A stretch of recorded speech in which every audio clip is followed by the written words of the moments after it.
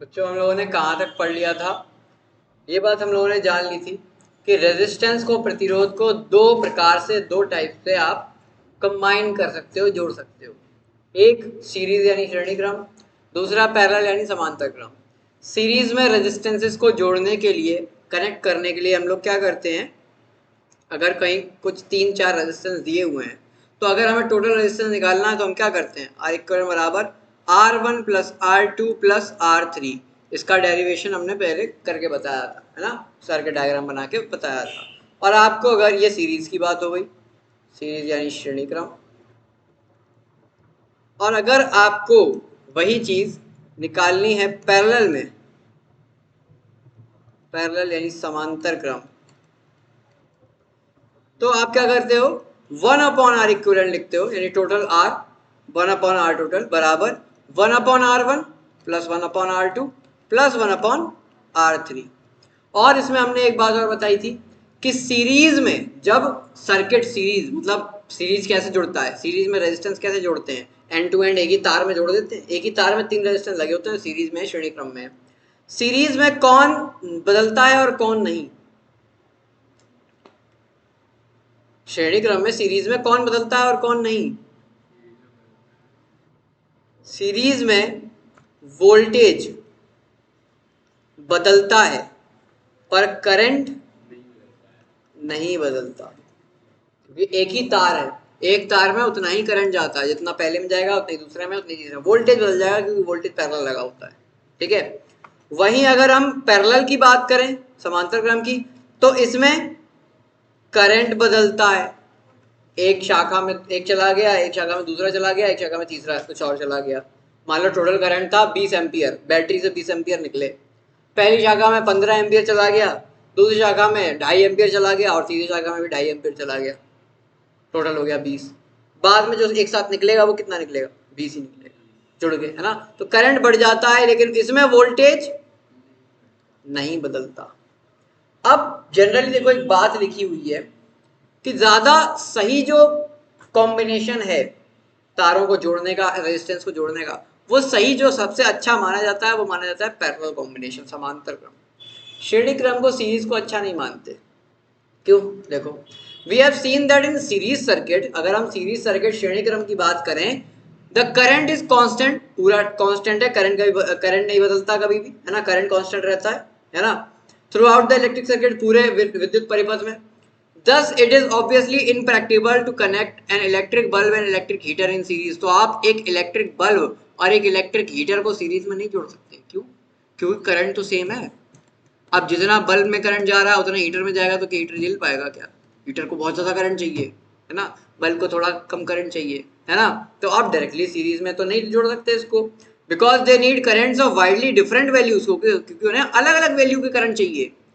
अगर अलग अलग वैल्यू के करंट चाहिए होंगे तो सीरीज में तो जोड़ ही नहीं पाओगे, सीरीज में तो सेम ही रहता है करंट। उसे चाहिए अलग अलग। भैया हीटर बहुत ज्यादा गर्म, बल्ब थोड़ा हल्का गर्म होता है बहुत, बल्ब को बहुत कम करंट चाहिए, हीटर को बहुत ज्यादा करंट चाहिए, तो सीरीज में जोड़ दोगे, श्रेणी क्रम में उनको जोड़ दोगे, एक ही तार में जोड़ दोगे। सीरीज में जोड़ने का मतलब समझ रहे हो? एक ही तार में जोड़ दो उनको, एक बल्ब लगाओ, बल्ब के साथ सेम उसी तार में हीटर लगा दो, तो जलेंगे ही नहीं, जल ही नहीं पाएंगे, है ना, because they need current of. इसीलिए हम कभी भी अपने घरों में, हमारे जितना हमारा घर बना हुआ है, ये स्कूल की बिल्डिंग है, क्लास है, क्लास में जितना भी ये सब तुम जितने भी अप्लायंस लगे हुए, पंखे लगे हैं, बल्ब लगे, ये सब किसमें लगे हैं? किसमें लगे हैं? अरे किस कॉम्बिनेशन में लगे हैं? सीरीज में लगे हैं, पैरेलल में लगे हैं, समांतर में, श्रेणी में? पैरेलल में लगे हैं, क्योंकि सीरीज कॉम्बिनेशन अच्छा नहीं है। अगर ये सब सीरीज में लगे होते तो ये चल ही नहीं पाते। बल्ब में भी 2 एम्पियर जा रहा होता, पंखे में भी 2 एम्पियर, पंखे को ज्यादा चाहिए, बल्ब को कम चाहिए। इसीलिए यहाँ ये किसमें लगे हैं? पैरेलल में, समांतर क्रम में लगे हैं। अलग अलग करंट जा रहा है, इसमें अलग जा रहा है, वोल्टेज सबके लिए सेम है, 220 वोल्ट सबके लिए, 220 वोल्ट सबके लिए सेम है, करंट अलग अलग जा रहा है, इसमें अलग गया, इसमें अलग चला गया, बल्ब में अलग चला गया। तो इसीलिए आपके घरों में भी डोमेस्टिकली जो कॉम्बिनेशन लगाया जाता है वो कौन सा लगाया जाता है? पैरेलल लगाया जाता है। सबको पैरेलल में जोड़ा जाता है, मतलब अलग अलग तार, देख रहे हो, पंखों के लिए अलग तार जा रहा है, बल्ब के लिए अलग तार जा रहा है, हमें अगर यहाँ कुछ और जोड़ना हुआ हम एक और तार इसमें से जोड़ेंगे, है ना, इसको खोलेंगे, इसमें एक और तार जोड़ेंगे, तब वो दूसरी चीज लगाएंगे, है ना। सब कुछ पैरेलल में लगा हुआ है, सब कुछ समांतर क्रम में लगा हुआ है। दूसरा मेजर डिसएडवांटेज लिखा हुआ है। एक और बहुत ही ज्यादा बड़ा डिसएडवांटेज है, दिक्कत की बात है सीरीज सर्किट की। सीरीज में क्या प्रॉब्लम है, when one component fails the other circuit is broken and one of the components does not work, none of the components work। अगर सीरीज कॉम्बिनेशन में जुड़े हुए हैं और एक चीज खराब हुई, बाकी सारी चीजें बंद हो जाएंगी, क्योंकि सर्किट टूट जाएगा। तार में, एक ही तार में सब कुछ लगा है, एक बल्ब बुझ गया, खराब हो गया, तो करंट आगे जा ही नहीं पाएगा। जब करंट ही आगे नहीं जा पाएगा तो बाकी सारी चीजें बंद हो जाएंगी। एक गायब होने से बाकी सब गायब हो जाता है। पैरेलल में ऐसा नहीं है, समांतर में कुछ नहीं। ये पंखा फूक जाए, खराब हो जाए, बाकी चलते रहेंगे। ये बल्ब खराब फूट जाए, वो चलता रहेगा, क्योंकि सबके तार अलग अलग हैं, सबके तार ही अलग अलग है, सब में करंट ही अलग जा रहा है। ये फूट जाए कोई दिक्कत ही नहीं, वो तार ही खराब हो गया, वो हटा दिया, है ना। सीरीज में ऐसे ही तो बनता है। ये देखो, पहला, दूसरा, तीसरा, ये सीरीज में लगा हुआ है ना। और पैरेलल में ऐसा लगता है, पहला ये लगा, दूसरा ये लगा, तीसरा, है ना। अब सीरीज में अगर ये गया तो ये दोनों भी गए, क्योंकि यही तार था सिंगल, यही खराब हो गया तो करंट आगे जाएगा नहीं। इसमें अगर ये वाला खराब हो गया, कोई दिक्कत नहीं, वाला तार हटा दो, ये दोनों तो सही हैं, चलते रहेंगे। इसीलिए सीरीज को हमेशा सही माना जाता है। अब इसको अपन करने के लिए एक डिमॉन्स्ट्रेशन से देख लेंगे। अपने पास एक डिमॉन्स्ट्रेशन है, हम लोग बना के लाए, ठीक है। अभी इसको देख लेते हैं, दैट्स इट।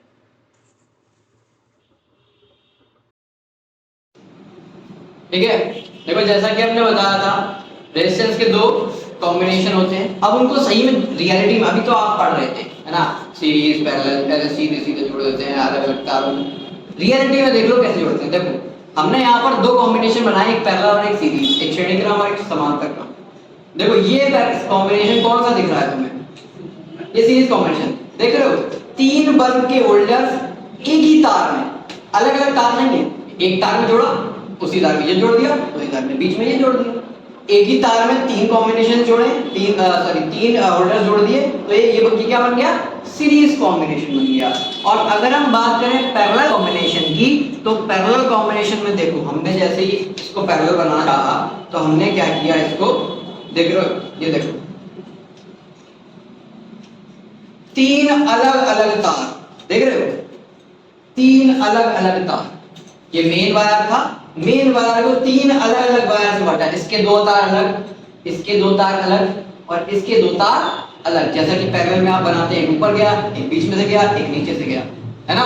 यहाँ पर देख रहे हो, देखो एक ऊपर, ये एक ये रहा, दूसरा ये रहा, तीसरा, तो देखो एक ही तार में था, है ना, सीरीज और पैरेलल में। तो कॉम्बिनेशन समझ में आया। अब बात कही गई है कि सीरीज में जनरली, सीरीज में अच्छा नहीं माना जाता सीरीज को। क्यों? क्योंकि उसमें करंट सब में क्या होता है, सेम होता है ना। तो ज्यादा अच्छे से कोई भी अप्लायंस चल नहीं पाता। इसको अपन अभी करके देख लेंगे, ठीक है। एक काम करते हैं, इसमें बल्ब लगा लेते हैं, ठीक है। अगर ऐसा होता है तो ये बल्ब सही से जलेंगे नहीं, है ना। अगर नहीं होता है, ये झूठ बात है, तो ये बल्ब अच्छे से जल जाएंगे, है ना। चेक कर लेते हैं इसको।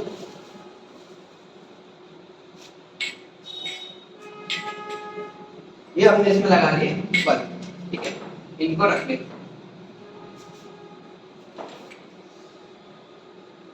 ठीक, ये ले लिया हमने इसके तार। अब चेक कर लेंगे, जरा लाइट्स ऑफ कर दीजिए, ठीक है। लाइट्स ऑफ हो गई हैं। अब इनको जरा देखना, इनको हम लगा के देखते हैं।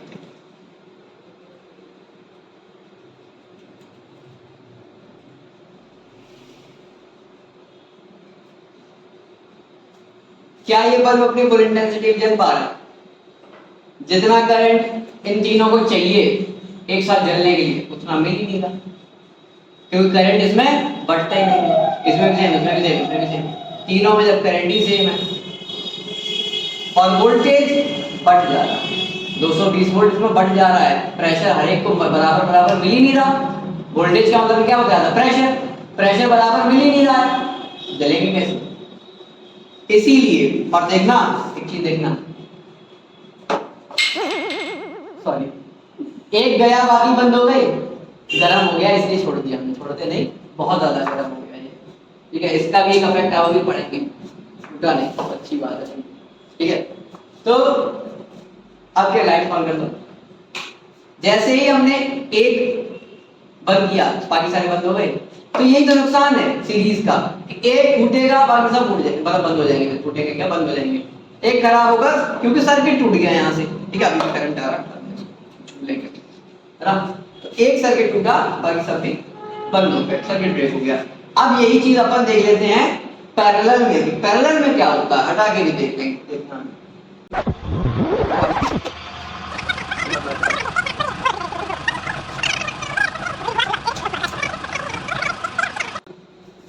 लाइट्स ऑफ, देखो ये पैरेलल में है, अब देखना आपको मैं लगे तो बंद कर देना, बहुत तेज रोशनी है, ये देखो तीनों अपनी फुल इंटेंसिटी पे जलना है ना, तीनों अपनी फुल इंटेंसिटी पे हैं। जरा एक कपड़ा लेते हैं, तीनों में क्या करंट जितना जितना उनको चाहिए उतना ऊपर मिल रहा है उनको, क्योंकि वोल्टेज सबके लिए सेम है, सबके लिए वोल्टेज सेम है, सबके पास प्रेशर सेम है। अगर हम एक बल्ब को हटा भी दें तो दूसरों पे फर्क नहीं पड़ता, एक बंद हो भी जाए क्योंकि इसका तार ही अलग है, वायर ही अलग है, पैरेलल ही कॉम्बिनेशन ही पैरेलल है, तो इसीलिए पैरेलल कॉम्बिनेशन बेस्ट माना जाता है, आपके घरों में पैरेलल कॉम्बिनेशन यूज होता है। तो ये था इसका एक लाइव डेमोंस्ट्रेशन। आगे आ जाता है अपना एक क्वेश्चन, न्यूमेरिकल कर लो फटाफट, न्यूमेरिकल करो।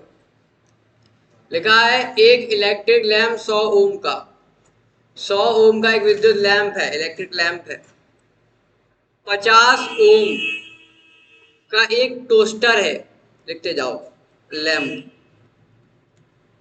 यानी R1 दिया है आपको 100 ओम, ठीक है, और टोस्टर यानी R2 दिया है आपको 50 ओम, और एक वाटर फिल्टर है जिसका रेजिस्टेंस प्रतिरोध है R3 दिया हुआ है 500 ओम, 220 वोल्ट के पैरेलल कॉम्बिनेशन में कनेक्टेड है। ध्यान रखना क्या बोला, पैरेलल समांतर क्रम में जुड़े हुए हैं, और कितने वोल्टेज से, V बराबर 220 वोल्ट, ठीक है। तो बताइए इलेक्ट्रिक आयरन का what is the resistance of an electric iron, एक इलेक्ट्रिक आयरन, ठीक है, एक आयरन को जोड़ दिया जाए इसी में, कितना करंट कितना रेजिस्टेंस आएगा जितने वो तीनों अप्लायंस लेंगे, बताइए। What is the resistance of an electric iron connected to the same source that takes as much as current as all three appliances। कितना रेजिस्टेंस होगा एक आयरन का अगर वो उतना ही करंट लेता हो जितना तीनों साथ में लेते हो। मतलब तुमसे 3 का पूछ के एक अलग चीज बहुत पूछ ली, क्या पूछा देखो, तुमसे पूछा आर बताओ किसका, आयरन का, स्त्री का, विद्युत स्त्री है, आयरन है, इसका आर बताओ। अगर इसका आई इन तीनों के बराबर हो, I1 plus I2 plus I3 के बराबर हो,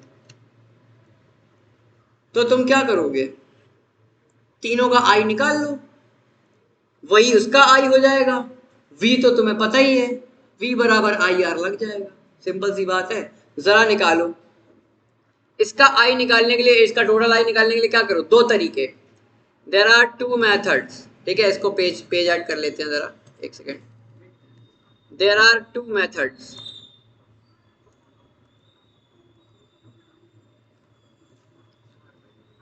मेथड नंबर 1,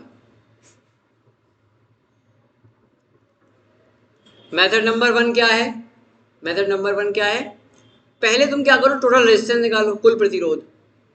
V तो पता है, V बराबर है 220 वोल्ट, R1 है आपका कितना, कितने ओम, 100 ओम, R2 है आपका कितना, कितना है 50 ओम, और R3 है आपका 500 ओम, ठीक है। पहला तरीका ये है कि R इक्विवेलेंट निकालो, ठीक है। R इक्विवेलेंट निकालने के लिए किस में कनेक्टेड है, पैरेलल में, समांतर में। समांतर में कैसे निकालते हैं, 1/R इक्विवेलेंट बराबर 1/R1 plus 1/R2 plus 1/R3, ठीक है, तो करो 1/100 प्लस 1/50 प्लस 1/500। 100, 50, 500 का एलसीएम 500। 100 को 500 बनाना है, किसका गुणा करें? 5 का। प्लस 50 को 500 बनाना है, कितने का करें? 10 का। 500 तो एक है ही, बटे 500। 5, 10 और 1 का सम करोगे कितना आएगा? 16/500। आंसर कितना आया? 500/16। उल्टा करना होता है, 1/R आया 16/500, तो R 500/16 ये आ गया। ये अगर टोटल आ गया कि टोटल रेजिस्टेंस इन तीनों को मिलाकर इतना है पैरेलल में, और V टोटल कितना है? V टोटल कितना है? टोटल वोल्टेज 220 वोल्ट है ना, तो I टोटल कितना आएगा? I बराबर V/R। V बराबर IR होता है, तो I बराबर V/R। V कितना? 220। R कितना? 500/16। 16 ऊपर पहुंच जाएगा, 500/16 लिखोगे, 16 ऊपर गुणा हो जाएगा जाके 220 में। ठीक है, अब काट लो, कितना आएगा? 0 से 0 गया, 2/16, 2 से 50 25 बार। I बराबर 22 गुणा 8/25। कितना आएगा? 22 में 8 का गुणा करोगे तो आएगा 8 में 16 की 6 करी 1, 8 16 17, 176/25। 176/25 एम्पियर।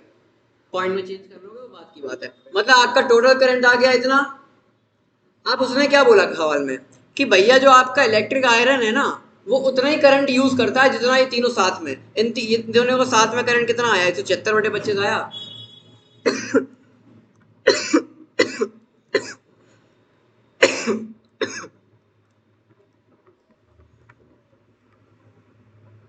यही हो गया ना। आयरन का कुल करंट कितना हो गया? 176/25 एम्पियर हो गया ना, हुआ ना। और V कितना हो गया? वो तो सेम ही है, तो बस क्या निकालना है? R equal to V/I। That's it. 220/I कितना है? 176/25। 25 ऊपर पहुंचेगा, 176/25 लिखोगे, 25 ऊपर पहुंच जाएगा। ठीक है, डिवाइड कर दो, मल्टीप्लाई डिवाइड जो भी करना है। कितना आएगा?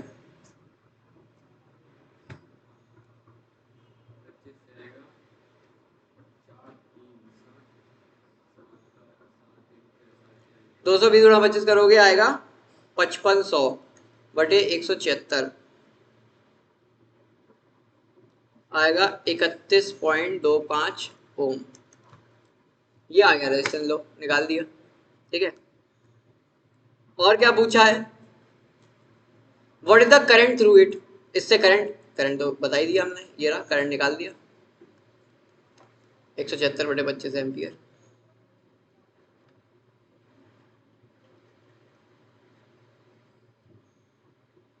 सिंगल 500, 100/500, 50/500, 500।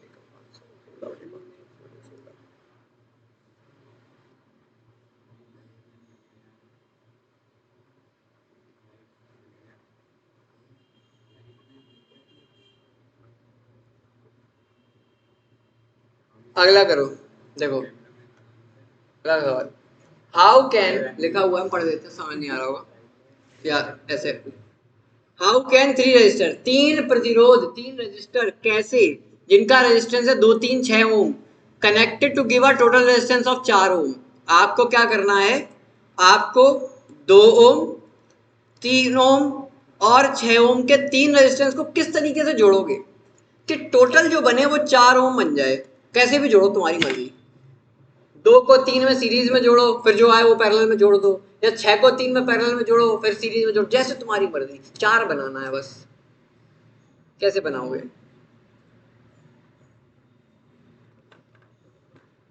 बनाओ भाई, इतना तो कर लो। देखो 2 ओम दिया है, 3 ओम दिया है, 6 ओम दिया है। सबसे पहले क्या करो? 3 ओम और 6 ओम को पैरेलली कनेक्ट करो, पैरेलल समांतर। तो क्या करोगे? 1/3 प्लस 1/6 करोगे, है ना? करोगे ना, तो कितना आएगा? 3 और 6 का एलसीएम 6 आएगा। 6 आएगा ना, तो 3 दूनी 6 प्लस 1 होल बटे 6 कितना आया 3/6 आंसर 1/2 ये 1/r है तो r कितना आएगा 2 आएगा ना। और बचा कौन है 2 और 2 को सीरीज में जोड़ दो कितना होगा 2 + 2 मतलब क्या किया है 1/3 प्लस 1/6 इनको पैरेलली जोड़ा पैरेलल जोड़ के 2 को सीरीज में जोड़ दिया। अगर तुम इसका सर्किट डायग्राम बनाओगे पता कैसे बनेगा सर्किट डायग्राम अगर बनाना हो तो ऐसे बनेगा। ये क्या किया ये हो गया 3 और 6 पैरेलल में और इन्हीं दोनों के साथ सीरीज में कौन जोड़ दिया 2 और ये बन गया सर्किट डायग्राम।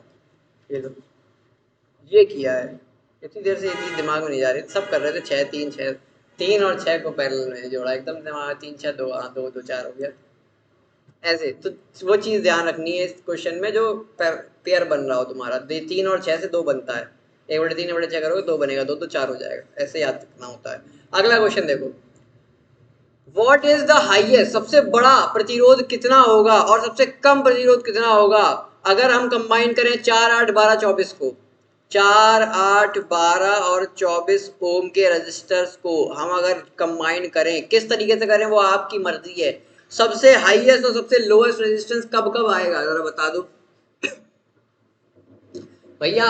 हाईएस्ट रेजिस्टेंस सबसे ज्यादा अधिकतम प्रतिरोध जब आता है जब रेजिस्टेंस को सीरीज में जोड़ा जाता है। डायरेक्टली जोड़ दो ज्यादा नहीं आएगा सबको सीरीज में जोड़ दो। सीरीज का मतलब है हाईएस्ट रेजिस्टेंस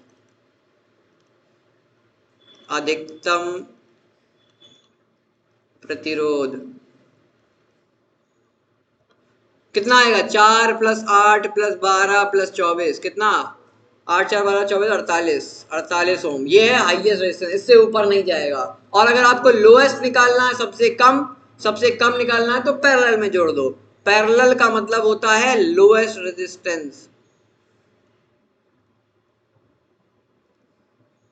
रेजिस्टेंस सबसे कम प्रतिरोध। तो आप क्या करोगे 1/4 + 1/8 + 1/12 + 1/24 कर दोगे 24 इसका एलसीएम आएगा तो 4 6 24 8 3 24 12 दूनी 24 1 गुणा 24/24 6 3 9 2 11 और 1 12/24 12 से 24 2 बार कट गया आंसर क्या आएगा 2 सबसे कम रेजिस्टेंस। हाईएस्ट निकालना है सीरीज में जोड़ दो लोएस्ट निकालना है पैरेलल में जोड़ दो आंसर आ जाएंगे आपके पास। ठीक है ट्रिक्स याद रखो। यहाँ पर ये क्वेश्चन खत्म होते हैं। लास्ट टॉपिक है आपका चैप्टर का heating effect of electric current विद्युत धारा का तापीय प्रभाव। ठीक है ताप कह लो तापीय कह लो इसका मतलब क्या होगा समझ सकते हो। Heating effect of electric current अभी हुआ था है ना। जैसे ही हमने इलेक्ट्रिक करंट इसमें से छोड़ा जो आपका बल्ब था वो क्या हो गया गर्म हो गया। मतलब इलेक्ट्रिक करंट में विद्युत धारा में तापीय प्रभाव ताप होता है हीट होती है। इलेक्ट्रिक करंट हीट जनरेट करता है ना। लिखा हुआ if the electric circuit is purely resistive अगर कोई ऐसा परिपथ है सर्किट है जिसमें रेजिस्टेंस है जिसमें रेजिस्टिविटी है that is configuration of resistors only connected to a battery the source energy continually gets dissipated entirely to form of heat। ठीक है क्या होता है जब किसी में रेजिस्टेंस है किसी एक सर्किट के अंदर तो उसमें कुछ ना कुछ रेजिस्टेंस क्या करता है कुछ ना कुछ हीट को डिसिपेट करता है कुछ ना कुछ एनर्जी ऊर्जा को डिसिपेट करता रहता है छोड़ता रहता है कुछ ना कुछ एनर्जी को छोड़ता रहता है। और वो एनर्जी किस फॉर्म में छूटती है हीट के फॉर्म में। ऊर्जा एनर्जी है किसी ना किसी रूप में छूटेगी कोई ना कोई फॉर्म बनती है एनर्जी की तो किसकी यहाँ बनती है हीट एनर्जी की फॉर्म। वो हीट छूटती है रेजिस्टेंस में से रेजिस्टिविटी से। This is known as the heating effect of इसी को विद्युत धारा का तापीय प्रभाव कहते हैं। Heating effect of electric current कहते हैं करंट में से हीट छूटना। ठीक है करंट वाली जो कोई एक सर्किट है जिसमें रजिस्टर लगा हुआ है प्रतिरोध लगा हुआ है तो वो कुछ ना कुछ ऊर्जा डिसिपेट करता है छोड़ता है। उस वो ऊर्जा किस रूप में छूटती है हीट के रूप में छूटती है ऊर्जा ऊष्मा के रूप में छूटती है। अब इसका फॉर्मूला बनाने के लिए देखो इसका फॉर्मूला बनाने के लिए क्या किया डायरेक्टली हम बता देते हैं। ठीक है H हीट बराबर होता है V × I × T। देखो हीट क्या है एनर्जी है ना वर्क भी क्या होता है, एनर्जी होता है ना। यहाँ पर अभी आपने V बराबर क्या पढ़ा था, W अपॉन Q पढ़ा था, है ना। तो यहाँ से W बराबर क्या होगा, V इंटू क्यू होगा, होगा कि नहीं होगा। Q बराबर क्या होता है, क्या होता है, अरे I बराबर Q अपॉन टी होता है। तो Q बराबर I इंटू टी, तो I इंटू टी हो जाएगा। अब यहाँ पर जो वर्क था, कार्य, वो भी वर्क क्या एनर्जी होती है ना, कार्य में ऊर्जा खर्च होती है, तो वो जो ऊर्जा यहाँ खर्च हो रही है वो कौन है, हीट। तो यहीं से बन गया हीट बराबर V I T, H equal to V I T. ये इतना फालतू पढ़ने की जरूरत नहीं है, H equal to V I T, simple. और अगर हम ओम्स लॉ लगा दें, बाई ओम्स लॉ, तो हम क्या करेंगे, v की जगह कुछ और लिख लो। v बराबर क्या होता है, v बराबर आई आर। ओम्स लॉ से पता है आई आर होता है ना, तो v की जगह आई आर रख दो, क्या हो जाएगा, I R into I T. I कितनी बार है, आई का स्क्वायर, आर टी, एक और फॉर्मूला बन गया, H equal to I square R T. अगर जहां पर v दिया हो, v की बात हो रही हो तो वो वाला फॉर्मूला लगाओ, आई की बात हो रही है ये वाला फॉर्मूला लगाओ, सिंपल सी बात, ठीक है। ये चैप्टर न्यूमेरिकल, चैप्टर के न्यूमेरिकल सबसे ज़्यादा इंपॉर्टेंट है, इसमें से न्यूमेरिकली सबसे ज़्यादा आते हैं, और कुछ मैक्सिमम नहीं आता। न्यूमेरिकल्स पे ध्यान दे लेना बहुत। अभी तुम अभी फंस जाओगे, तो अभी जब क्वेश्चन न्यूमेरिकल कराएंगे अभी तुम फंसोगे, तुम्हें कुछ पल्ले नहीं पड़ेगा, भैया यहाँ वी आई टी क्यों लगा दिया, I R square R T क्यों नहीं लगाया। वो समझना बहुत ज़रूरी है कि जहाँ पर वोल्टेज की बात हो रही है, मतलब पैरेलल रेजिस्टेंस है, वहाँ वोल्टेज सेम रहता है, तो वी आई टी वाला फॉर्मूला लगाना है। जहाँ सीरीज की बात हो रही है, करंट सेम रहता है, वहाँ आई स्क्वायर आर टी लगाना है। तो तुम वहाँ वी आई टी लगा दोगे, आंसर नहीं आएगा। लगा तो दोगे, वहाँ वी भी दिया होगा, लेकिन लगा नहीं सकते, क्यों, क्योंकि वहाँ आई सेम रहता है, वी अलग अलग हो जाता है। सीरीज में बात अगर सीरीज की हो रही है, श्रेणी क्रम की हो रही है, तो आप कौन सा फॉर्मूला लगाएंगे, आप आई स्क्वायर आर टी लगा देंगे, क्यों, क्योंकि वहाँ आई सेम रहता है, वी बदल जाता है, वी सबके लिए अलग अलग है। तो आप वी दिया होगा, वोल्टेज दिया भी होगा, कहीं ना कहीं तुम लगा दोगे वी आई टी, नहीं, गलत हो जाएगा। आई स्क्वायर आर टी लगाना, जहाँ पैरेलल की बात हो रही है वहाँ आई स्क्वायर आर टी लगाना, क्योंकि आई बदल जाता है पैरेलल में, वहाँ वी सेम रहता है तो वी आई टी तो ये करना पड़ेगा। जैसे एक क्वेश्चन देख लेते हैं, देखो, एक इलेक्ट्रिक आयरन है, consumes energy at rate of 880 what. देखो यहाँ पर एक फॉर्मूला बता देते हैं, पावर, पावर यानी इसको कहते हैं क्षमता। पावर बराबर होता है V I, voltage into current, simple सा, ठीक है। फॉर्मूला है, याद कर लो, फॉर्मूला याद कर लो, बी इक्वल टू वी आई, याद कर लेना, पी बराबर वी आई, ठीक है। क्वेश्चन न्यूमेरिकल में आता है एक नंबर में, ठीक है। पी बराबर फॉर्मूला बताओ वी आई, ठीक है।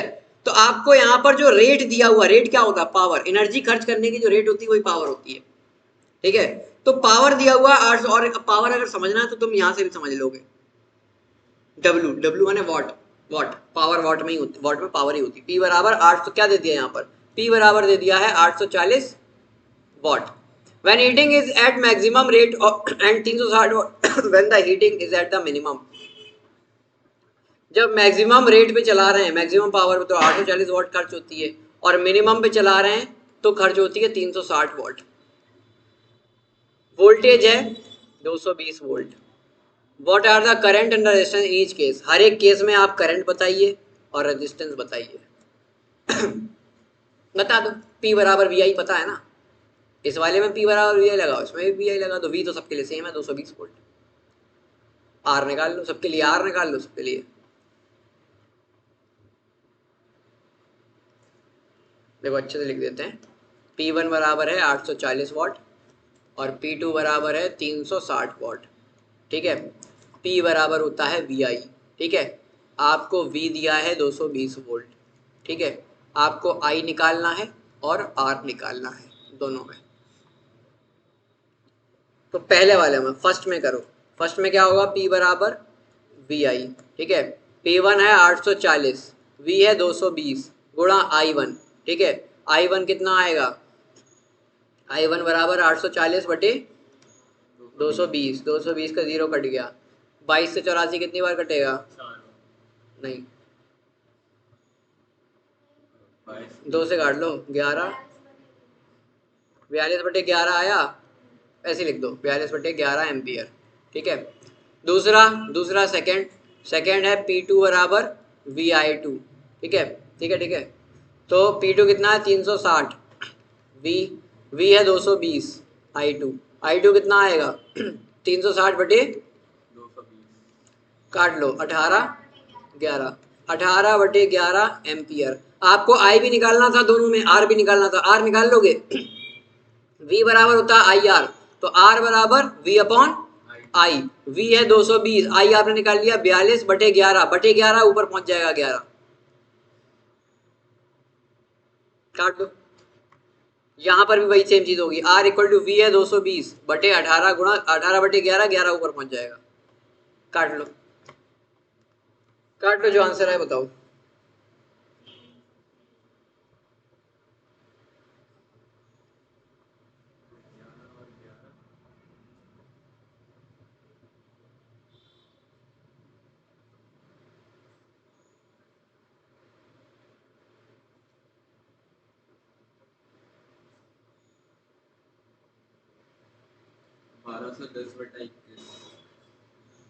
इतना ज्यादा नहीं, कम निकालना होता है, पॉइंट में हम निकाल देते हैं रुको।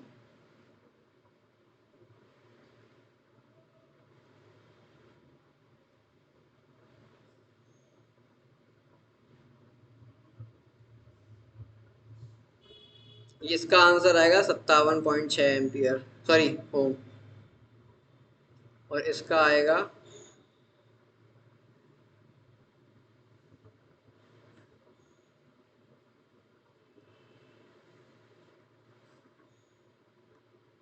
134.4 ओम। ये दोनों आ गए, पहले का भी आ गया, दूसरे का भी आ गया।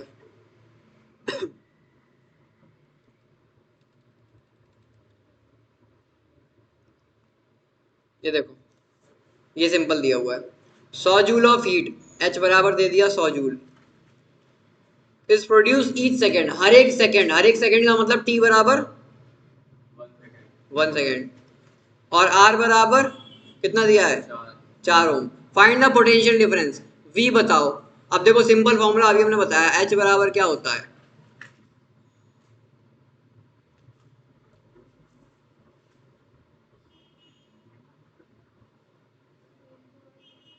V इंटू आई इंटू टी।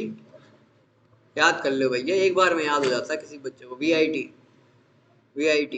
तो V कितना, अब देखो H दिया है 100, V निकालना है, I दिया है, I कितना है, I तो है नहीं, है कोई दिक्कत नहीं, I नहीं दिया है, I की जगह पे रख दो ओम्स लॉ तुम कहीं भी लगा सकते हो। I बराबर क्या होता है V upon R into T, तो यहाँ से 100 बराबर क्या बन गया V square upon R into T, एक और फॉर्मूला बन गया है ना।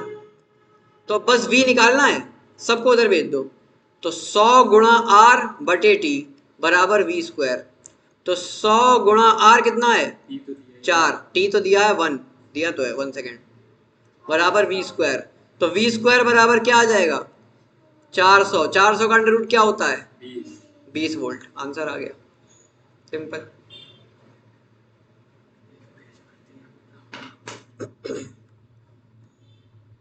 ये आपके न्यूमेरिकल्स थे, ठीक है। हीटिंग इफेक्ट हो गया इक्वल टू VI, ये वाला क्वेश्चन हो गया। देखो आंसर सही आया 57.6 134.4, एक बार में सही है। उसके बाद ये वाला देखो 20 वोल्ट आया, इन्होंने देखो क्या किया, आई बाद पहले निकाला, आई निकालना पड़ा, अपने लोगों को ही आई निकाला, अपने डायरेक्ट फॉर्मूला PID रखा, आई की जगह V upon R, V square upon R into T कर दिया, डायरेक्टली आंसर आ गया अपना। इन्होंने क्या निकाला, आई निकाला फिर V निकाला, ठीक है, तो अपने डायरेक्ट कर लिया।